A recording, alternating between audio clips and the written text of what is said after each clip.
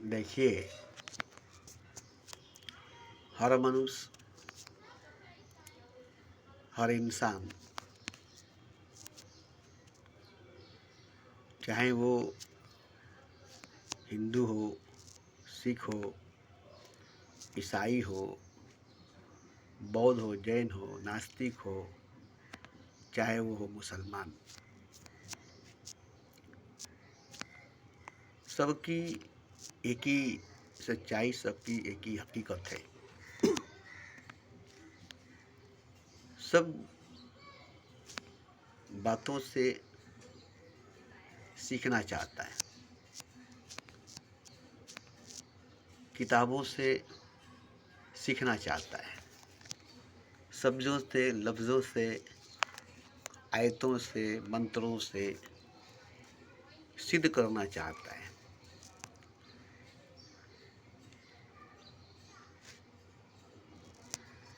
मगर सच्चाई जो है, हकीकत जो है, वो बताती है कि एक हादसे की ज़रूरत है।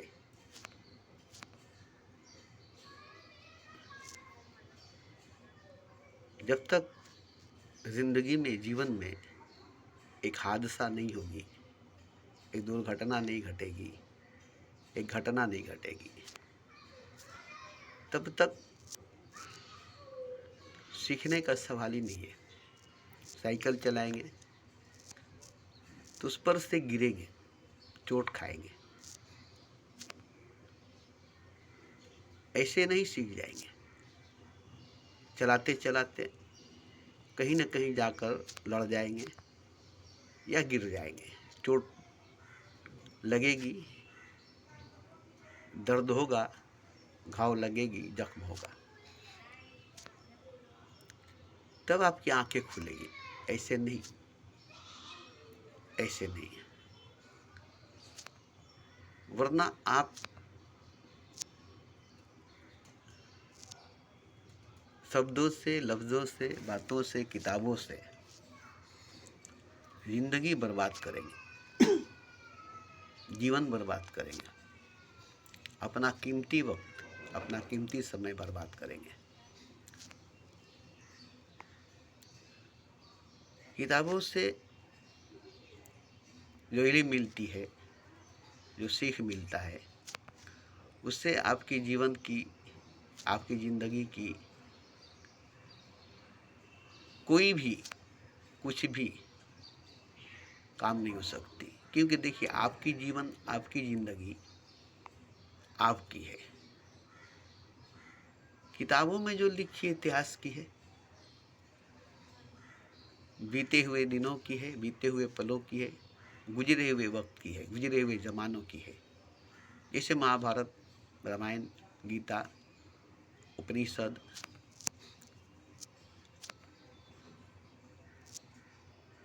कुरान, बाइबल। आज की दौर की तो किताबें नहीं है, आज की दौर की तो बातें नहीं है। ये पिछले दौर की, पिछले वक्त की, पिछले पैगंबरों अवतारों की बातें हैं।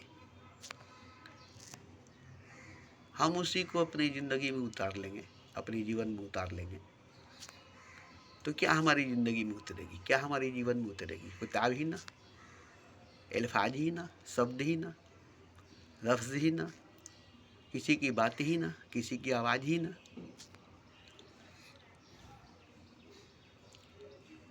देखिए, गाए हुए गीतों को आप सुनेंगे, उसके धुन आप पर असर करेगी, मगर कब तक? उस वक्त तक आप खो जाएंगे गीत में, उसके धुन में, संगीत में, उसके धुन में। आप देखते ही हैं, डांस करने लगती है लड़कियां, डांस करने लगते हैं लड़के,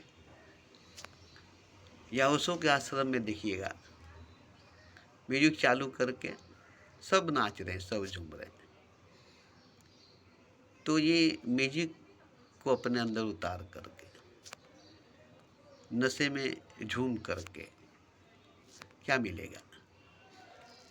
ये भी तो एक तरह की नशा पिलाई जा रही है।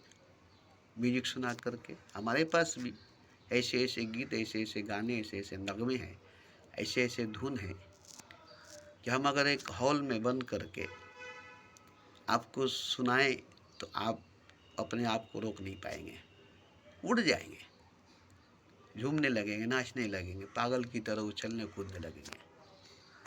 ऐसी ऐसी गाने हैं, ऐसे ऐसे गीत हैं, ऐसे ऐसे सुर, ऐसे ऐसे धुन हैं जो आपको उखाड़ कर रख देगा, आपको नचा कर रख देगा।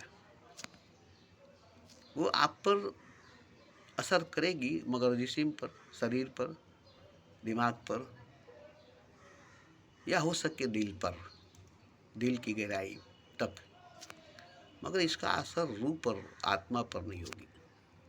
अगर होती तो कब की आत्मा जाग गई होती, कब की रूह जाग गई होती। इन्हीं गीतों को सुन करके, इन्हीं धुनों को सुन करके, इन्हीं किताबों को पढ़ करके, इन्हीं महापुरुषों की बातों को सुन करके आत्मा जाग गई होती, रूह जाग गई होती। तो कहाँ किसी की आत्मा जागी है, किसी की रूह जागी है? रूह तक, आत्मा तक कहाँ किसी की बात जाती है? किसी किताब की, किसी महापुरुष की क्यों नहीं जाती है? इसलिए कि वो मुर्दा हो चुकी है, मर चुकी है। वो मर चुके हैं, वो मुर्दा हो चुके हैं। आप एक जिंदा महापुरुष, एक जिंदा सत्पुरुष के पास रहेंगे तो वो आपकी रूह को जगा सकता है, आपकी आत्मा को जगा सकता है। अब छोटी सी बात सुन लीजिए। एक खूबसूरत जवान हसीन लड़की मर चुकी है, उसको देख करके आपके अंदर काम वासना नहीं जागेगी। हालांकि खूबसूरत है, गोरी है, जवान है, हैंडसम है, हर तरह से फिट है, हर तरह से ठीक है, मगर क्या है कि वो मर चुकी है, वो लाश है। आप जान चुके हैं कि वो मर चुकी है, वो लाश है। अब आपकी इंद्रिय नहीं जागेगी, नफ्स नहीं जागेगा, आपके अंदर सेक्स नहीं जागेगा। अभी अभी जिंदा थी और अचानक उसकी मौत हो गई, वो मर गई। अब पूरा उसे नंगा देख रहे हैं। अगर वही जिंदा रहती, जीवित रहती, तो आपके इंद्रिय पर, नफ्स पर उसका असर करती। आपके इंद्रिय जागती, नफ्स जागता, सेक्स जागती, ख्वाहिश जागता, उसको छूने पकड़ने के लिए, उससे मिलने के लिए उतावला हो जाते हैं। मगर वो मर चुकी है, लाश हो चुकी है, मुर्दा हो चुकी है, ये आप जान गए। आप उसे छू कर, हिला कर देख लिए। तब आपकी इंद्री, आपकी नफ्स उस मरे हुए लाश को देखकर या छू करके, महसूस करके नहीं जागेगी, क्योंकि वो मर चुकी है। उसमें आत्मा नहीं, उसमें रूह नहीं है। तो ऐसे ही कोई समाधि में लेटा हुआ महापुरुष, मजार में लेटा हुआ वली अल्लाह, आप वहाँ जाएंगे, कुछ वाइब्रेशन मिलेगी, कुछ हरकत मिलेगा। मुझे भी मिली है, मुझे भी मिलता था। रोंगटे खड़े हो जाएंगे, रोए खड़े हो जाएंगे, आँख से आंसू निकलने लगेंगे, आँख से पानी निकलने लगेंगे। मगर जब तक आप वहाँ रहेंगे, जिस वक्त तक आप वहाँ रहेंगे, आप पर उसका असर होगा, उसकी तरंग आप पर पड़ेगी, उसका असर आप पर पड़ेगा। मगर आपकी रूह पूरी तरह से जागेगी नहीं, उस पर चोट पड़ेगी, उस पर असर पड़ेगी, तरंग उसे छुएगी, कंपन उसे छुएगी, उसे जगाने की कोशिश करेगी, मगर वहाँ नहीं जाग सकती रूह। क्यों नहीं जाग सकती है? इसलिए कि वहाँ तो खुद सोया हुआ आत्मा है, सोई हुई रूह है, सोया हुआ महात्मा है, सोया हुआ महापुरुष है, लेटा हुआ है। वो जब जिंदा था, हयात में था, तब वो जागा हुआ था, तब वो आप पर असर छोड़ता, आप पर असर करता, क्योंकि उसकी शक्ति जो है, उसकी ऊर्जा जो है, उसकी पावर जो है, वो आप पर पूरी तरह से चोट करती। एक संतरास जो जिंदा है वही मूर्ति तराश सकता है, वही पत्थर तराश सकता है, वही मुजस्मा बना सकता है। अब वो संतरास मर चुका है, उसके हाथ में छेनी हथौड़ी दे देंगे, उसके बगल में पत्थर रख देंगे, अब वो नहीं तराश सकेगा।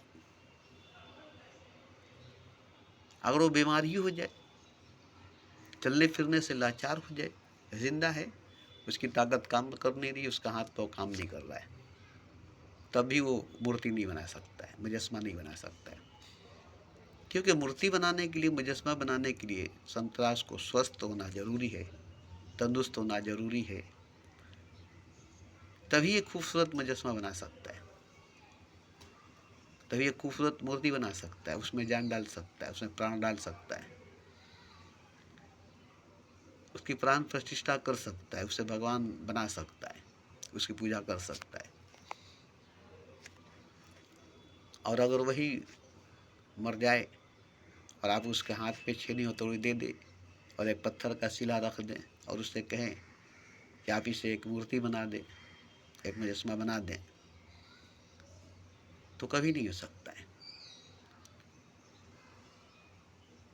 तो एक बीमार हो जाना,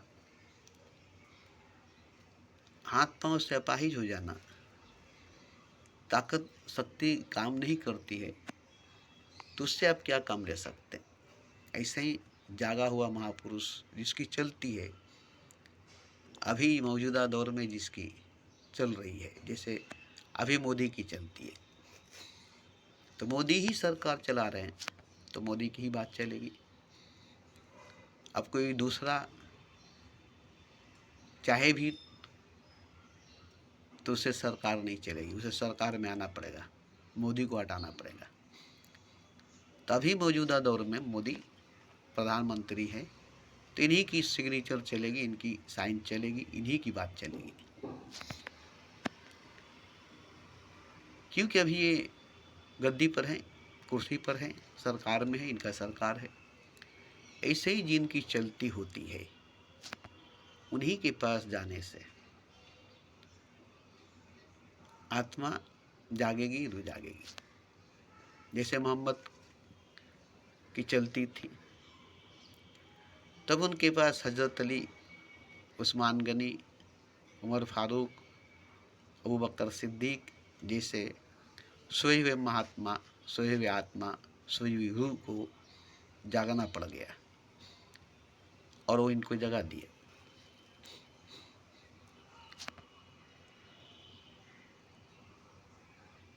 अगर वो खुद नहीं जागे होते तो काफिरों को, बुत परस्तों को कभी मुसलमान नहीं बना सकते। वो बुत ही पूजते, वो कुफ्र ही करते, वो 365 बुतों के आगे ही झुकते। तो इसी तरह से है कि वो महापुरुष, वो महात्मा, वो परम पुरुष, वो सत्पुरुष जिसकी शक्ति काम करती है, जिसके हाथ में समर्थ है, पावर है, ऊर्जा है, जो आपकी सोई हुई इंद्री को नहीं बल्कि सोई हुई आत्मा को जगा दे, झिझोड़ दे, सोई हुई रूह को जगा दे, झिझोड़ दे।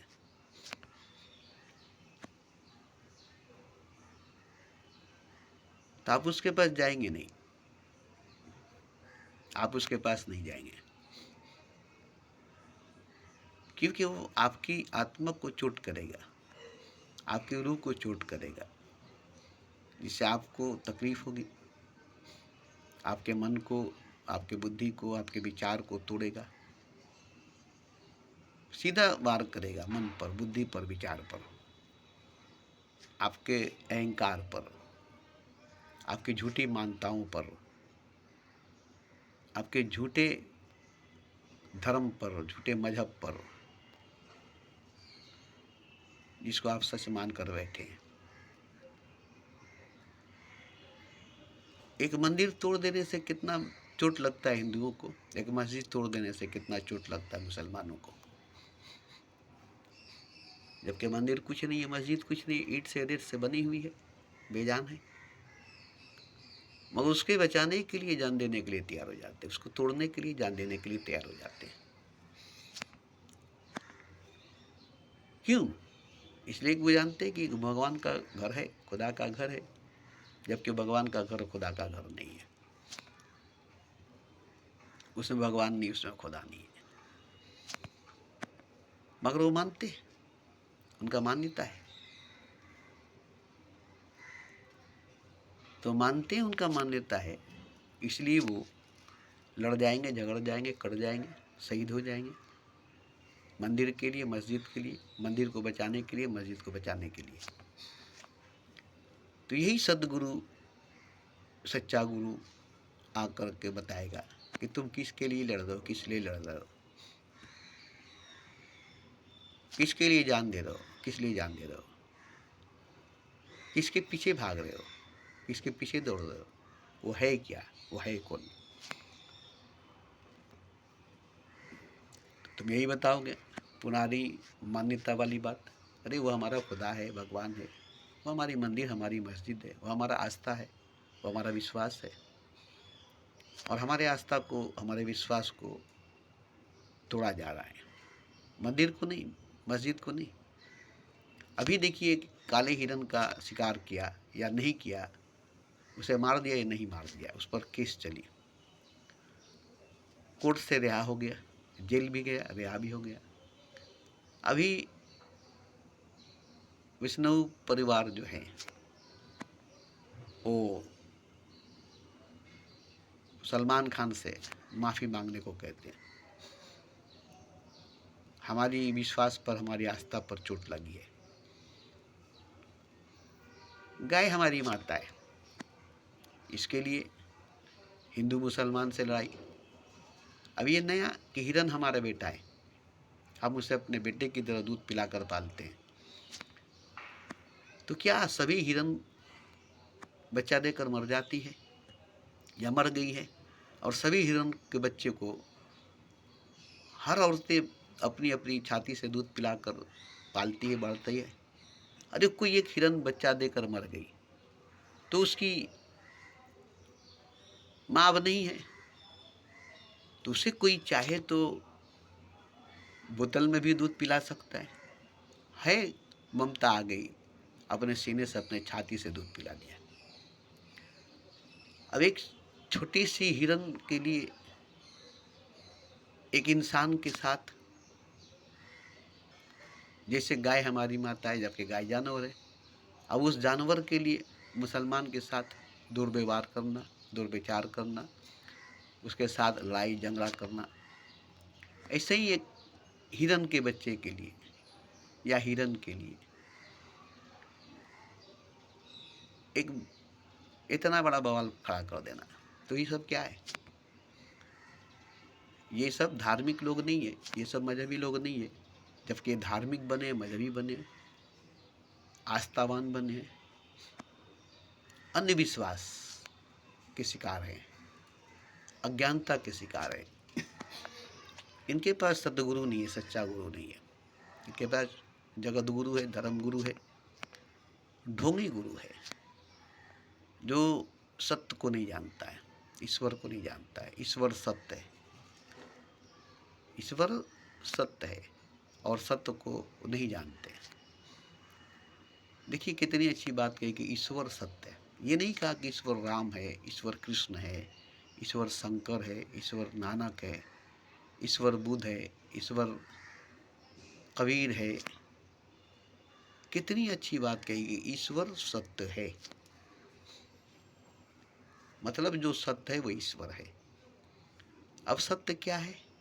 वही जो कभी बढ़ता नहीं, जो कभी टूटता नहीं, जो कभी पैदा होता नहीं, जो कभी बनता नहीं, जो कभी मिटता नहीं, जो कभी मरता नहीं, हमेशा एक सा रहने वाला, एक रस,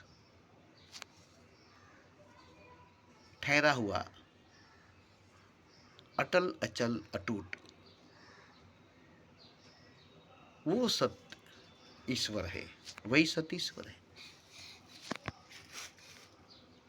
तो जो टूट जाए वो ईश्वर नहीं। इसीलिए कहा गया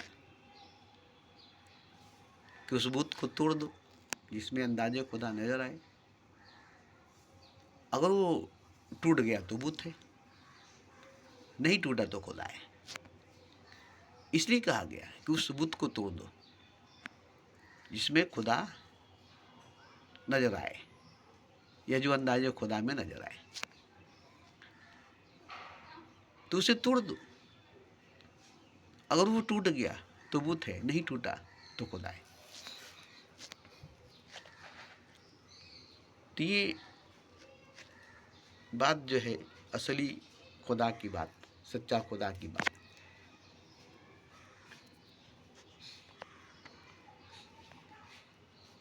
तो यहाँ अपनी आस्था को, अपने विश्वास को बचाना चाहते हैं, अपने पुरानी मान्यताओं को बचाना चाहते हैं, और ये तोड़ना जरूरी है। घिसे पिसे रिकॉर्ड को तोड़ना जरूरी है। नया है अभी, नया है अभी। और मैं धर्म के विरुद्ध तो नहीं हूँ, मजहब के खिलाफ तो नहीं हूँ,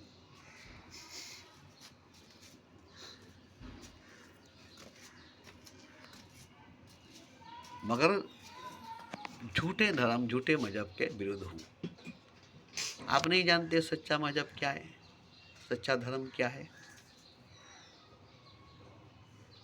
आप झूठे मजहब, झूठे धर्म को सच्चा धर्म, सच्चा मजहब मान कर बैठे। हम भी तो ऐसे ही थे। हमारे सामने भी वही सच थी जो आपके सामने है।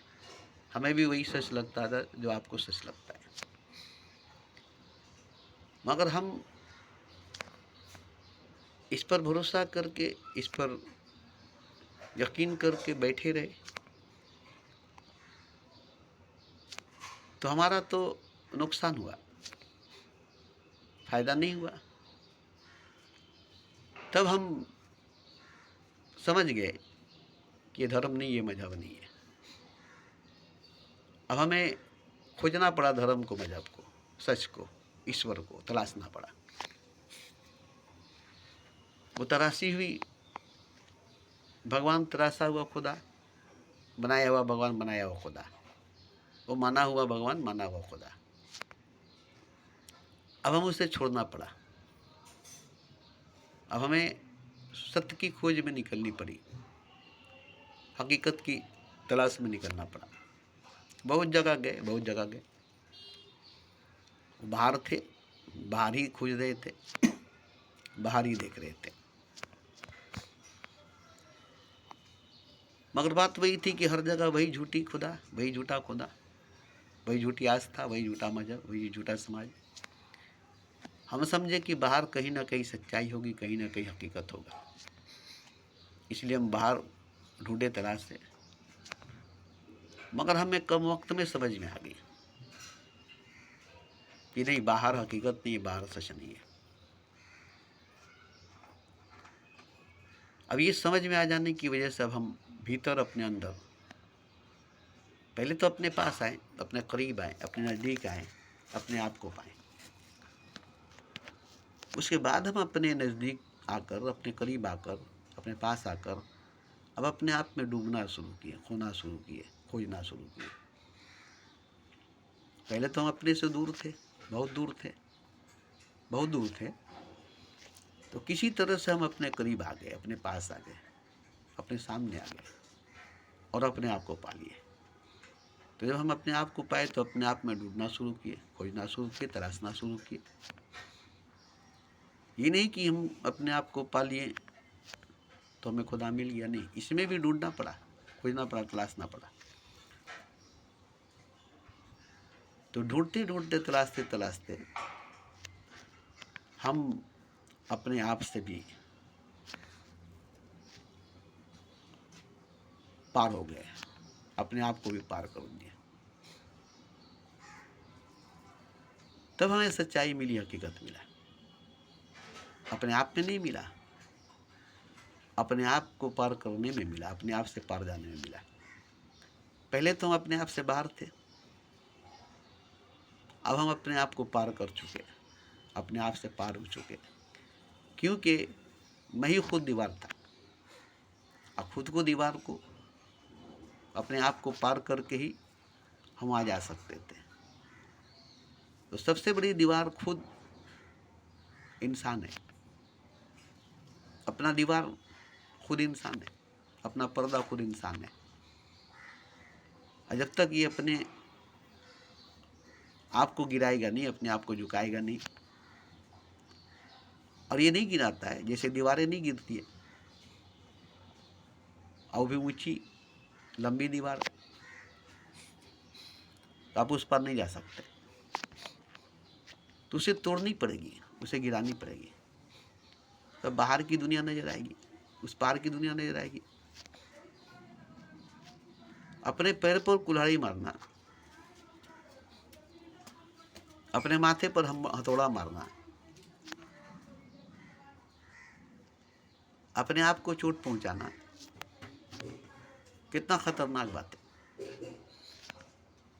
मगर जब ये समझ में आ जाएगा कि नहीं, हम तो खुद ही दीवार बन करके बैठे हुए, हम तो खुद ही दीवार बने, तो सबको रास्ते से हटाना, सामने से हटाना, लात मार के, जैसे भी हो आप सबको अपने सामने से हटा सकते हैं। दीवारें होगी तो उससे भी गिरा सकते हैं, हम बड़ों से मार करके।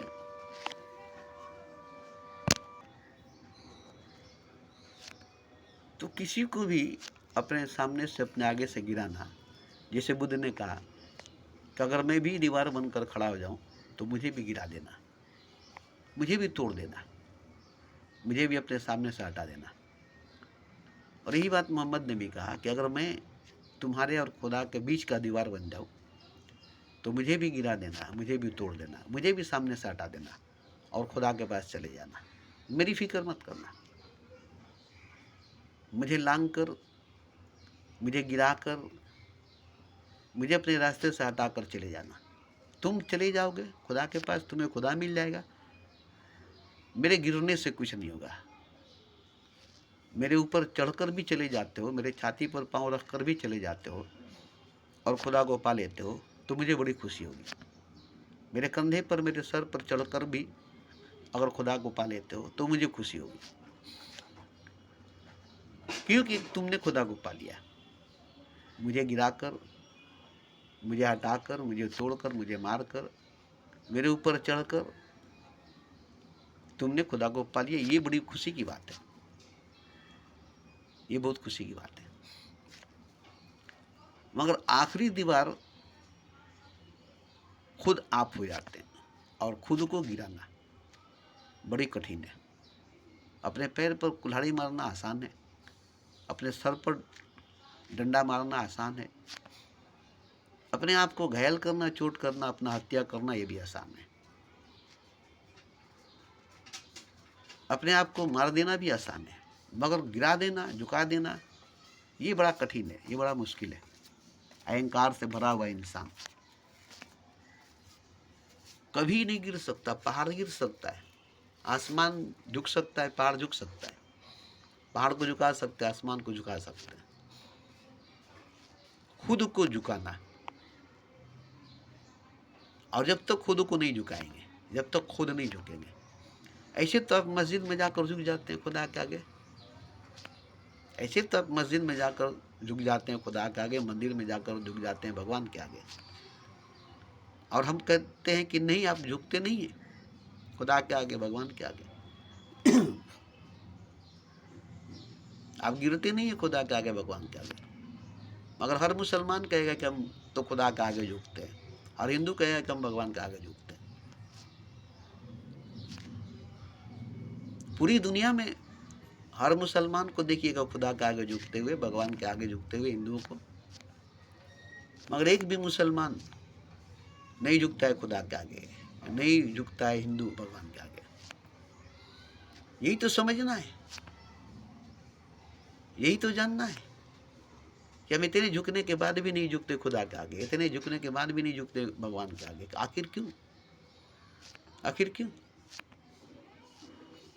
और इसीलिए गुरु आपको झुकाना सिखाता है, अपने चरणों में झुकाना सिखाता है। इसलिए नहीं कि आप उसको बड़ा मानते हैं, उसके चरणों में झुक जाते हैं। वो इसलिए नहीं झुकाता है, अपने चरणों में आपको झुकना सिखाता है, आपको गिरना सिखाता है, आपको रोना सिखाता है, ताकि आप रो सके, गिर सके, झुक सके। और जब सीख लेंगे, गिरना सीख लेंगे, झुकना सीख लेंगे, रोना सीख लेंगे, तब वो आपको ईश्वर के सामने खड़ा कर देगा। अब झुको ईश्वर के आगे, खुदा के आगे,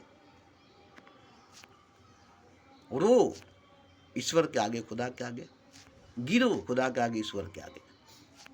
तो वहां जाकर खड़े हो जाते हैं, वहां जाकर खड़े हो जाते हैं।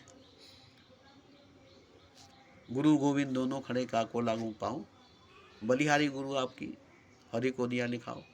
तो अब गुरु के आगे झुकते झुकते झुकते झुकते, गुरु के चरणों में झुकते झुकते ऐसी आदत हो गई है कि अब किसी के आगे नहीं झुकेंगे, किसी के आगे नहीं गिरेंगे, किसी के आगे नहीं गिरेंगे।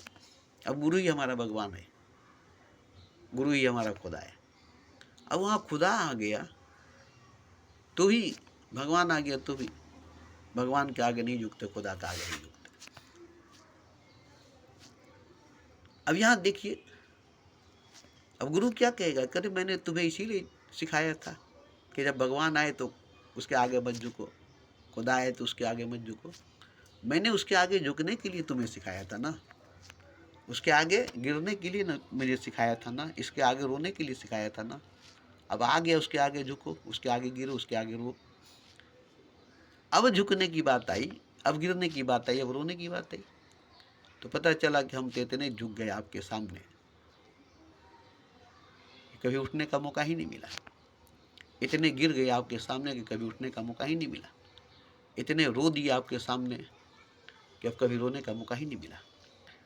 अब सारे आंसू तो मैंने आपके चरणों में बहा दिया, सारे सजदे तो मैंने आपके चरणों पर कर दिया।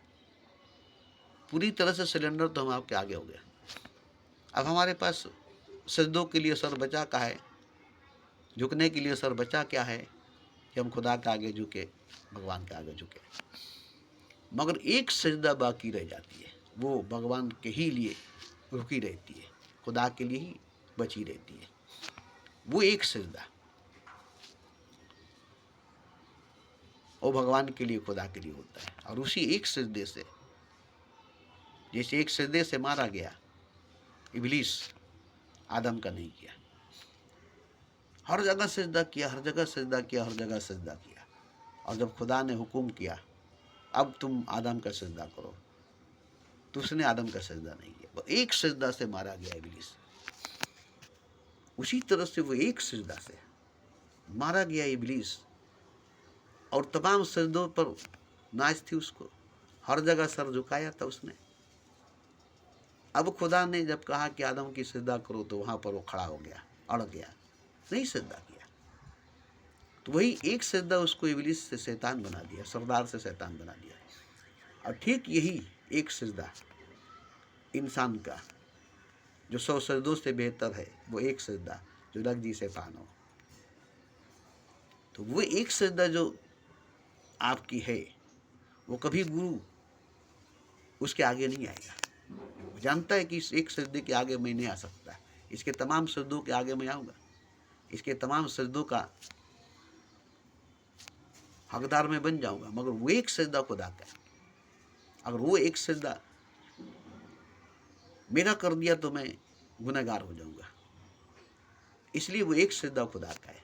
और वो एक सजदा अगर खुदा का नहीं किया गया, तो फिर आप गुरु के भी नहीं होंगे, आपका गुरु भी नहीं होगा। गुरु भी आपको वहाँ से लात मार कर चला जाएगा कि मेरे इतने सिखाए हुए, समझाए हुए बातों पर भी तुमने क्या कर दिया। जब भगवान सामने आया तो उसका सजदा नहीं किया, जब खुदा सामने आया तो उसकी पूजा नहीं किया। जैसे जिंदगी भर सजदा किया, पूजा किया शिव जी का, और जब राम सामने आए तो उससे रावण युद्ध किया, शिव जी का भगवान समझकर सजदा किया, और जब राम भगवान सामने आए तो उससे युद्ध किया, उसे झगड़ा किया। अब बताइए, तो उसे सजदा करनी चाहिए थी, उससे प्रेम करना चाहिए था, क्योंकि वो भगवान था। बार बार विभीषण कहता है कि देखो वो राम भगवान है, मनुष्य नहीं, इंसान नहीं है, वो सीधा सीधा भगवान है, उसके चरणों में गिर जाओ, उसके आगे झुक जाओ। मगर वो कहता था मेरा भगवान शंकर भगवान है, मैं शंकर भगवान का भक्त हूँ, शंकर भगवान का पुजारी हूँ। मगर जब राम भगवान सामने आए तो उससे युद्ध किया, उससे झगड़ा किया। तो शंकर भगवान ने यही कहा कि मैंने तुम्हें यही सिखाया था, जैसे माँ बाप अपने बच्चों को सिखाए मेरी अदब करो, मेरा एहतराम करो। और जब कोई दूसरा बुजुर्ग आया तो उसकी अदब नहीं करोगे, एहतराम नहीं करोगे, तो माँ बाप क्या कहेंगे, मैंने यही सिखाया था। वो लोग क्या कहेंगे, तुमने अपने औलाद को क्या सिखाया है, बड़ों को इज्जत नहीं करता है, बड़ों का एहतराम नहीं करता है। इसका मतलब तुम्हारा इज्जत तुम्हारा एहतराम नहीं किया तब ना। अगर तुम्हारा इज्जत तुम्हारा एहतराम किया होता तो आज मेरा इज्जत मेरा एहतराम किया होता। तो गुरु बदनाम हो जाता है। आज तक अगर गुरु का सही मानों में श्रद्धा किया होता तो आज भगवान का श्रद्धा हो गया होता। आज तक अगर सही मानों में गुरु का श्रद्धा किया होता, गुरु को भगवान समझा होता, तो आज भगवान का श्रद्धा कर लिया होता, भगवान का श्रद्धा हो गया होता, आज भगवान को समझ गया होता। तो गुरु को ही भगवान नहीं समझा, तब भगवान को भगवान कहाँ समझेगा। गुरु को ही खुदा नहीं समझा, तब खुदा को खुदा कहाँ समझेगा। तो गुरु ये नहीं कहेगा कि मैं भगवान हूँ, वो तो कहेगा मैं गुरु हूँ, मगर तुम्हें समझना होगा कि भगवान है।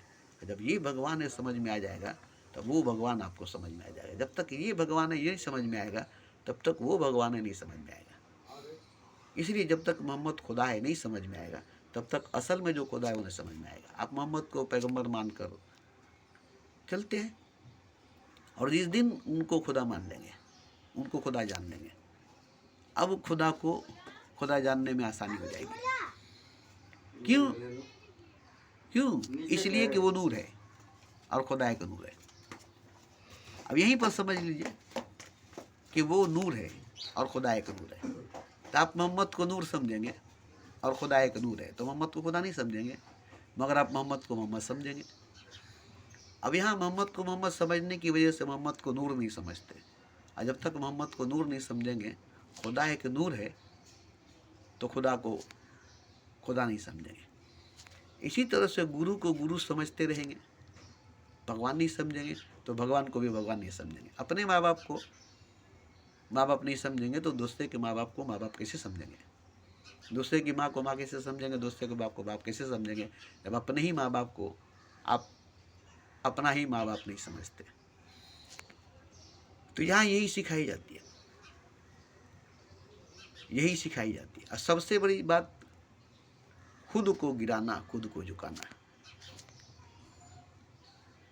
बहुत डेंजर है। खुद को मिटाना, खुद को गिराना, खुद को झुकाना बहुत बहुत बहुत। क्योंकि इतनी अहंकार से भरा हुआ है। गुरु अहंकार से भरा हुआ नहीं है, भगवान अहंकार से भरा हुआ नहीं, वो प्रेम से भरा हुआ है, वो मोहब्बत से भरा हुआ है। आप अहंकार से भरे हुए, आप में अहंकार भरा हुआ है। और जिस दिन आप गिरेंगे, झुकेंगे, उस दिन आपकी अहंकार गिर जाएगी, आपका घमंड टूट जाएगा। उसी दिन एक नया इंसान पैदा होगा। जिस दिन आप झुक जाएंगे, वहाँ से एक नया इंसान उठेगा। जिस दिन आप गिर जाएंगे, वहाँ से एक नया इंसान उठेगा। आज मुझे अपने ही दिल में एक नया इंसान मिला, पहुँचा हूँ वहाँ नहीं, दूर जहाँ भगवान भी मेरी निगाहों से। एक नया इंसान का जन्म होगा। जो पुराना इंसान गिर जाएगा, पुराना इंसान झुक जाएगा, तो वहाँ से एक नए इंसान का जन्म होगा। वो नया इंसान भगवान होगा, वही नया इंसान खुदा होगा। और उसी नए इंसान की तलाश है, ऐसे इंसान की तलाश है जो खुदा हो, ऐसे इंसान की खोज है जो खुदा हो, इसकी हम श्रद्धा कर सके, एक भी श्रद्धा कर सके, एक बार भी श्रद्धा कर सके। ऐसे ही इंसान की खोज है। और वो इंसान कोई दूसरा नहीं, आप है। आप समझते हैं महावीर है, कबीर है, नानक है, मोहम्मद है, बुद्ध है, वो तो थे ना, आज आप हैं। और अगर वो थे भी तो आप भी वही है आप भी वही हैं और सब भी वही है। वही नया इंसान हर इंसान है, मगर उस पुराने इंसान को गिराने से, झुकाने से नए इंसान का जन्म होता है। एक माँ से पैदा होने वाला इंसान और एक अपने आप से पैदा होने वाला इंसान। माँ से जो पैदा हुआ वो इंसान तो है ही। उस पैदा हुए इंसान के अंदर से जब एक इंसान पैदा होगा तो नया इंसान होगा। उसी नए इंसान को पैदा करने की बात हो रही है कि तुम्हारे अंदर से तुम अपने आप को पैदा करो। तुमको तो माँ बाप ने पैदा कर दिया, अब तुम अपने औलाद को पैदा करते हो। तो जो औलाद को तुम पैदा करते हो वो नहीं, और जो माँ बाप से तुम पैदा हुए वो नहीं। तुमसे जो पैदा होगा, तुम जो पैदा करोगे अपने अंदर, अपने भीतर, अपने आप में, वो इंसान नया इंसान होगा। और नया इंसान अपने भीतर पैदा होगा तो सिवाय मोहब्बत के नहीं होगा, सिवाय प्रेम के नहीं होगा। देखिए, औलाद पैदा हो जाएंगे सेक्स से, जना से, मीटिंग से, पति पत्नी के मिलने से, मियाँ बीबी के मिलने से, दो शरीर के मिलने से, मगर एक नया इंसान पैदा होगा तो सेक्स से, जना से नहीं, दो शरीर के मिलने से नहीं, अपने भीतर, अपने अंदर, अपने आप से मिलने से, अपने आप से मिलन करने से एक नया इंसान का पैदाइश होगी, एक नया इंसान का जन्म होगा। वो नया इंसान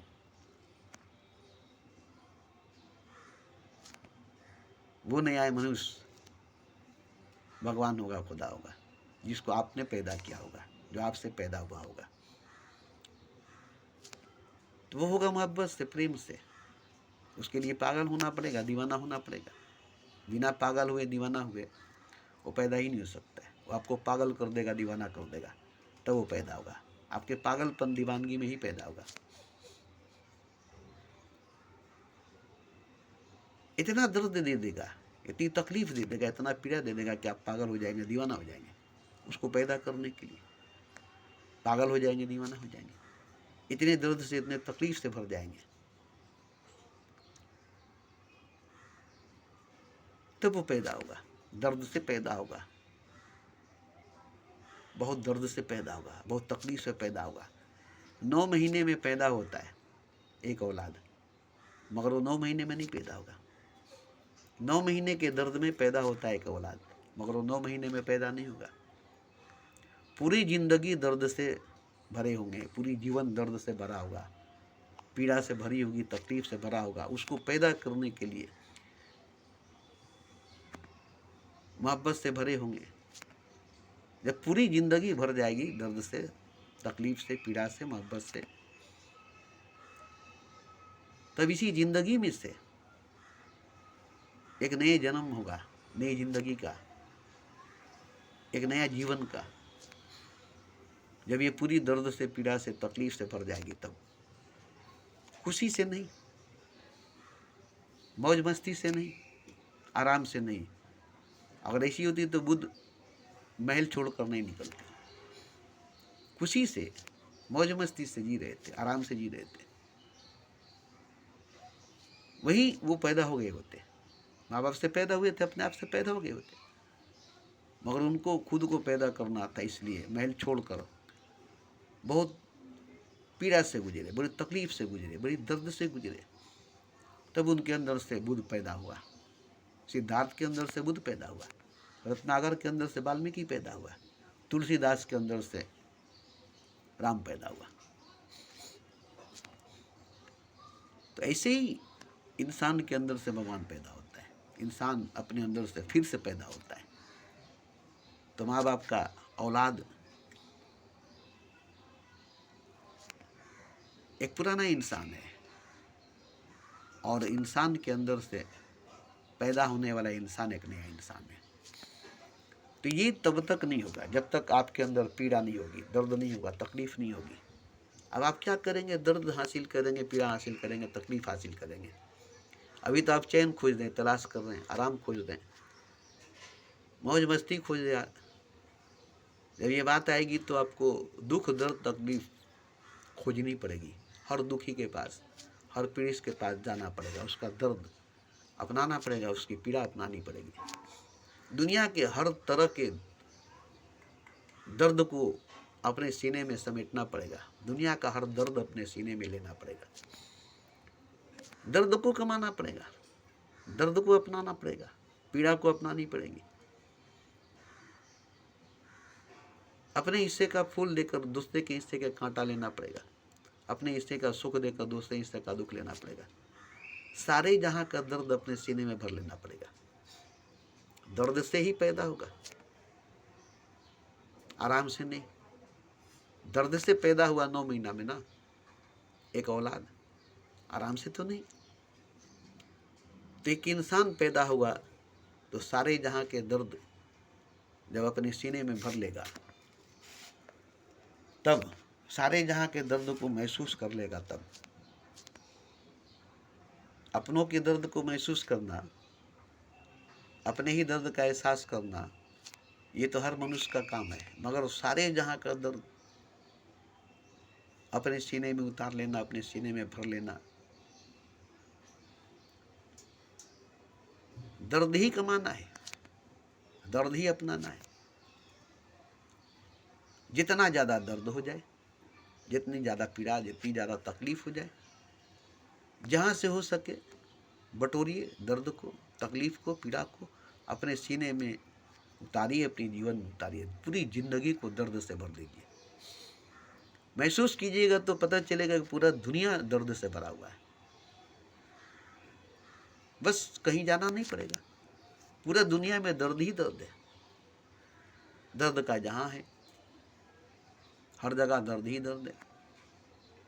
ऐसे आपको पता चलेगा कि खुदा में भी दर्द है और सबसे ज्यादा दर्द खुदा में ही है।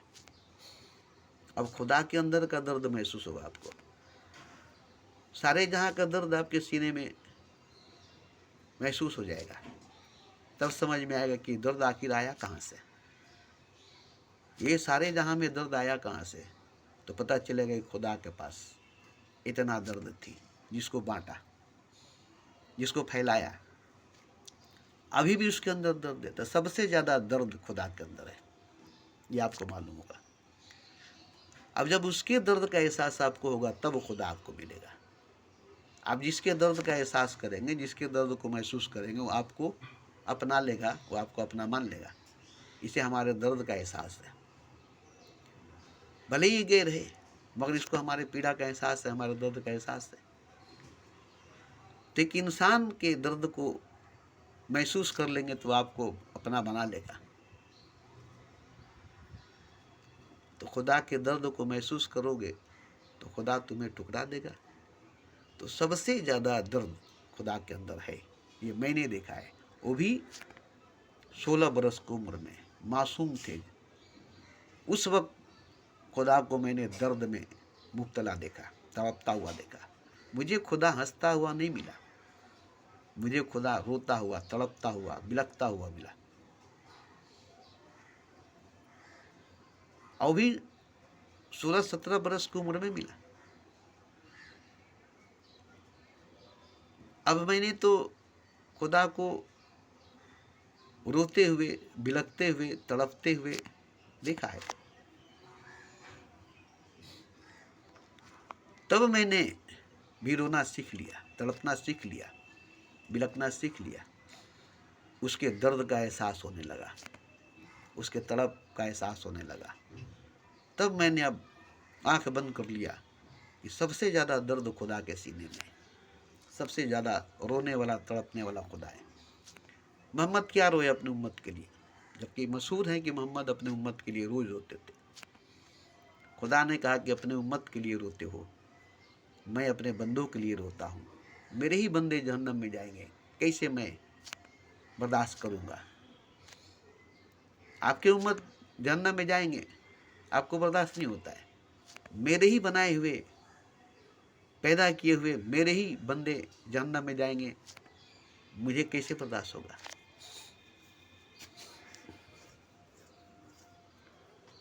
तो असल में देखा गया तो सबसे ज़्यादा दर्द खुदा में पाया गया। उतना दर्द किसी में नहीं है, हो ही नहीं सकता, हो ही नहीं सकता, हो ही नहीं सकता।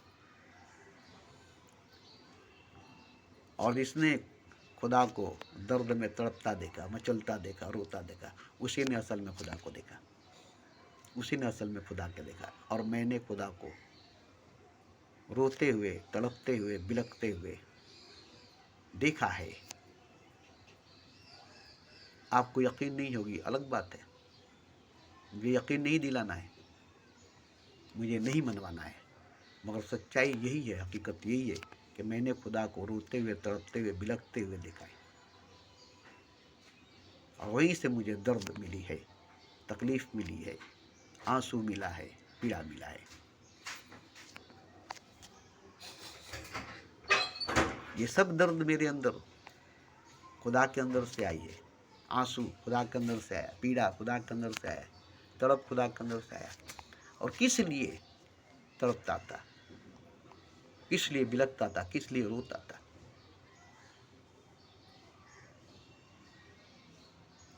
किस बात की तकलीफ थी, क्या चीज की कमी थी?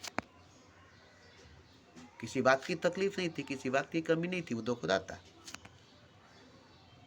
मोहब्बत के लिए तड़पता था, प्रेम के लिए तड़पता था, मोहब्बत के लिए रोता था, प्रेम के लिए रोता था। कि कोई मुझसे मोहब्बत करे, कोई मुझसे प्रेम करे, इसलिए वो रोता था, इसलिए वो तड़पता था। कोई मुझसे मोहब्बत करे, कोई मुझसे प्रेम करे, क्योंकि वो सबसे मोहब्बत करता है, सबसे प्रेम करता है, तभी तो बनाया है, तभी तो इतना बड़ा कायनात को रचाया है। बहुत से लोगों ने कहा खुदा अपनी तन्हाई को दूर करने के लिए, अपने अकेलेपन को दूर करने के लिए हम सबको पैदा किया, हम सबको बनाया। उसकी तन्हाई दूर हो गई हम सबको बनाकर, उसका अकेलापन दूर हो गया हम सबको बनाकर। नहीं, हम सबको बनाकर वो आज भी तन्हा है, आज भी अकेला है। हम सबको पैदा करके आज भी वो तन्हा, आज भी अकेला है। जैसे बच्चे पैदा किए माँ बाप, और जब बच्चे बड़े हुए तो बेटी ससुराल चली गई, दामाद की हो गई, बेटा शादी किया, बहू का हो गया। अब अपने बाल बच्चों में उलझ गए। अब इस वक्त बुढ़ापे में माँ बाप को देखने वाला कोई नहीं है। बेटी अपने बाल बच्चों में, अपने शोहर में, अपने सास ससुर में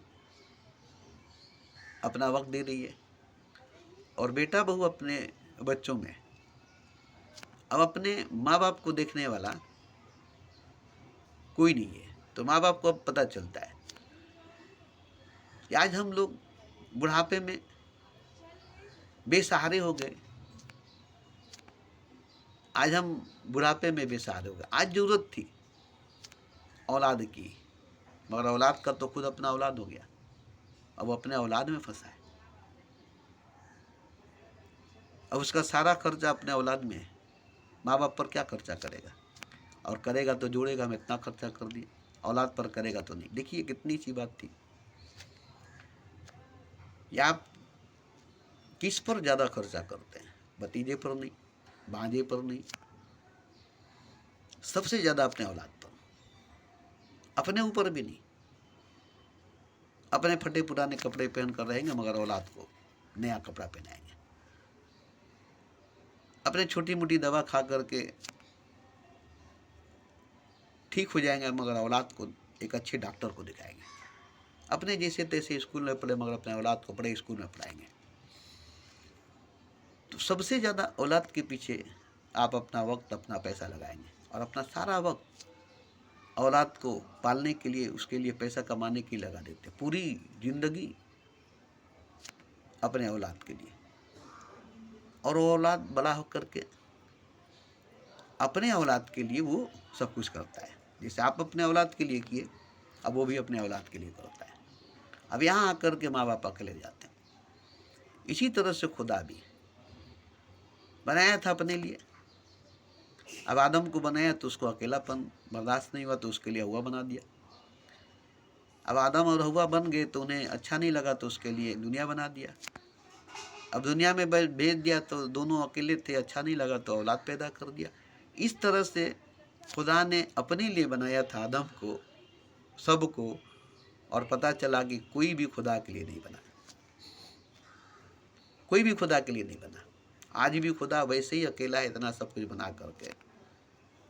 आज भी खुदा वैसे ही अकेला है, सब कुछ बना करके। अब जरा सोचिए तो सबसे ज़्यादा दर्द, सबसे ज़्यादा पीड़ा, सबसे ज़्यादा तकलीफ तो खुदा को ना है, तो उसके दर्द, उसकी तकलीफ, उसकी पीड़ा को कौन समझता है? कोई नहीं, कोई नहीं। जो समझता है खुदा उसको अपना लेता है, खुदा उसको पा लेता है। जो खुदा के दर्द को महसूस करता है। अब ये कहेंगे कि हम खुदा के दर्द को महसूस कर लेंगे। अरे जब तुम अपने घर के भाई बहन के दर्द को महसूस नहीं करोगे तो खुदा के दर्द को कहाँ से महसूस कर लोगे? अपने आस पड़ोस के दर्द को महसूस नहीं करोगे, खुदा को दर्द को कैसे महसूस कर लोगे? खुदा तो तुमसे बहुत दूर है। तुम्हारे माँ बाप, तुम्हारे भाई बहन, तुम्हारे आस पड़ोस के लोग। अब देखिए, मुझे दर्द होने लगी, तकलीफ होने लगा, किस बात पर? जबकि खुशी होनी चाहिए। अभी हम देख रहे हैं चारों तरफ बड़े बड़े बिल्डिंग बन रहे हैं, कितनी खुशी की बात है। नए नए शहर बस रहे, हर जगह नया शहर बस रहा है। अभी न्यू टाउन बसी है, एक नया शहर बसा है, एक और शहर बस रही है। तो ये कहाँ बस रहा है? जमीन जो खेती के लिए थी, इस पर कारखाना बनाने के लिए ममता ने मना किया, जिंदाल को, टाटा को, उस पर केस किया, उसे हटा दिया। वो तो चले गए बंगाल से। मगर आज बिल्डिंगें जो बन रही है वो कहाँ बन रही है? बड़ी बड़ी बिल्डिंगें कहाँ बन रही है? उसी जगह पर ना, तपस्या में, न्यू टाउन में, खेती वाली ज़मीन पर, खेती वाली जगह पर। अब ये जो नया शहर बन रहा है, नया बिल्डिंगें बन रही है, ये तो बड़ी खुशी की बात है। मगर इसके पीछे कितनी भयानक शक्ल नज़र आ रही है मुझे मालूम है। कितनी खतरनाक शक्ल नज़र आ रही है इस बिल्डिंग के पीछे, इस नए शहर के पीछे, कि 2050 तक जाते जाते बिल्डिंगें तो बन जाएगी, ज़मीनें बिल्डिंगों में छुप जाएगी, खेती नहीं होगी, अनाज नहीं होगा। क्या हालत होगी 2050 के बाद? यहां से मैं देख रहा हूं कि 2050 के बाद के लोगों का हालत क्या होगा। इतनी महंगाई बढ़ जाएगी कि बहुत दूर से लाना पड़ेगा। अभी जैसे कि मान लीजिए हम लोग शिवपुर में है और धापा से कोबी आ जाती थी, साल्ट लेक से कोबी आ जाती थी, नज़दीक पड़ती थी। अब वहाँ सब बिल्डिंगें बन गई, डायमंड हार्बर तक बिल्डिंगें बन गई। तब दूर से आने लगेगी तो किराया ज़्यादा लगेगा, तो महंगा पड़ ही जाएगा। तो महंगाई तो इस तरह से बढ़ेगी ना कि अब कोई भी सामान जो आपके आसपास में पैदा होती थी अब बहुत दूर होगी। अब जब बहुत दूर होगी तो पहले वो लोग अपने लिए रखेंगे, उसके बाद आपको देंगे। तो कितनी महंगाई बढ़ेगी, उस वक्त भूखमरी बढ़ जाएगी, बड़ा बुरा हालत। ये तो मैं देख लिया। अब इसको क्या मैं रोक सकता हूँ? बिल्डिंगें बनना रोक सकता हूँ? बिल्डिंगें बननी रुक सकती है? ये नहीं रुकेगी। ममता ने तो रोक दिया टाटा को, जिंदाल को, नहीं बनी जिंदाल की कंपनी, टाटा की कंपनी नहीं बनी, उसने तो रोक दिया। मगर वही आज बिल्डिंगें बन रही है, क्यों नहीं रोकती है? नहीं रोकेगी, नहीं रोकेगी। और जो जमीन टाटा के कारखाने से खत्म हुई, जिंदाल के कारखाने से खत्म होती, आज बिल्डिंगों से खत्म होगी। आज बड़े बड़े बिल्डर जमीनों को निगल रहे हैं, जमीनों को खा रहे हैं। इनकी तो जेब भर जाएंगे, इनकी तो बिल्डिंगें बन जाएगी, शहर बस जाएगी, अनाज कहाँ से आएगी? अनाज कहाँ से आएगी? तो ये मंजर 2050 से नजर आने लगेगी। उस वक्त के इंसान का दशा क्या होगा? अमीरों का भी बुरा हालत होगा, गरीबों का तो छोड़ दीजिए, अमीरों का भी बुरा हालत होगा।